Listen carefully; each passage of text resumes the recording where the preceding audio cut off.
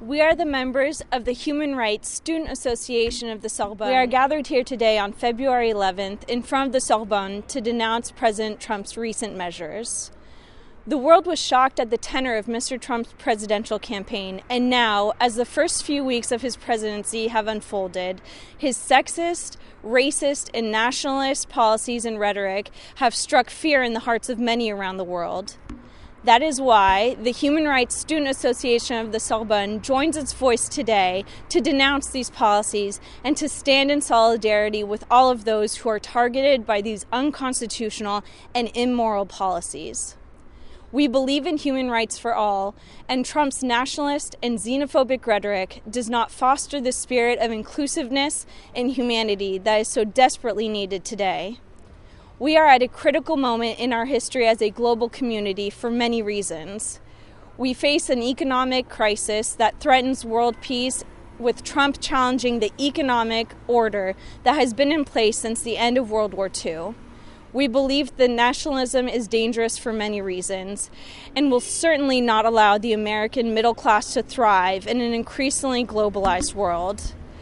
We face one of the greatest refugee crises of our time, and an assault on basic human rights, which include women's rights and LGBT rights worldwide.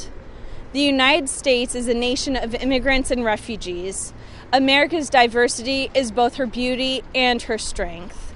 Trump's executive order of January 27th, 2017 came as a brutal affront to the U.S.'s incredible tradition of welcoming immigrants and refugees.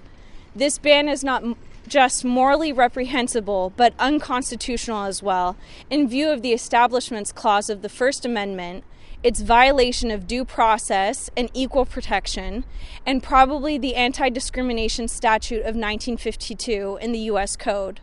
Therefore, we applauded Judge James Robart for issuing a nationwide restraining order which temporarily blocks this ban. We are here today to say no hate, no fear, no ban. Furthermore, we feel it incumbent upon us to speak about the affront on women's rights which is taking place. The freedom a woman should have over her body should no longer be subject to debate.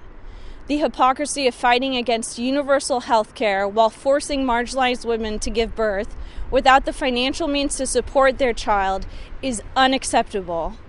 Trump's political position, which opposes a woman's right to choose and family planning, makes no sense in the 21st century.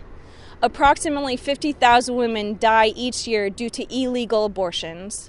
The executive order signed on January 23rd, reinstating the global gag rule, is extremely hurtful to women's health in developing nations and will only lead to more tragedy. We must make women's health a top priority. Therefore, we stand firmly opposed to Trump's pro-birth agenda. Sexism, misogyny, and blatant disregard for basic human rights has no place in the 21st century. The United States has been hesitant in the past to ratify international human rights conventions. However, as a nation party to the Geneva Convention and as a leading member of the international community, President Trump's declaration that torture is an effective technique to obtain information in the fight against terrorism is distressing, to say the least. It has been proven that torture is not, in fact, an effective way to obtain valuable information, and it would be a grave violation of the Geneva Convention for the president to condone such unthinkable practices. Mr. President, that is not the American way, it is not the Christian way, it is not the human way. So please know this. Where you attempt to breed hate, we will open our hearts and love twice as hard. We will stand and we will fight with our brothers and sisters of all races and religions, sexual orientations, and backgrounds to protect our human rights.